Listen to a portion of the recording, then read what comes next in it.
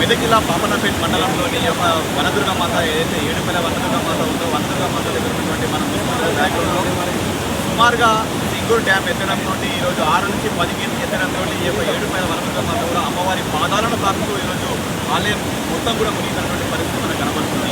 ఈ యొక్క మరొక 2 రోజులు ఇదే పూస్తారు వర్షం కురవడంతో హైదరాబాద్ నుంచి వచ్చినటువంటి భక్తులు కానీ ఇంకా పరిసర ప్రాంతాల నుంచి వచ్చినటువంటి భక్తులందరికీ కూడా రాజగోపురం దగ్గర అమ్మవారి దర్శనం ఉంటుందని చెప్పేసి మనకు జిల్లా ఉన్నత అధికారులు పోలీసులు తెలియజేయడం జరిగింది. ఎప్పటికప్పుడు నిఘా నేత్రంలోని పోలీస్ బందోబస్తు మధ్య ఎలాంటి అవాంఛనీయ ఘటనలు జరగకుండా పోలీస్ సిబ్బంది కూడా ఆహ్వానించలు శ్రమిస్తూ వర్షం అనకుండా కూడా ఈరోజు ప్రజలందరినీ కూడా కాపాడడమే లక్ష్యంగా పోలీస్ సిబ్బంది కూడా మనకు పనిచేసినటువంటి పరిస్థితి మనకు కనబడుతుంది.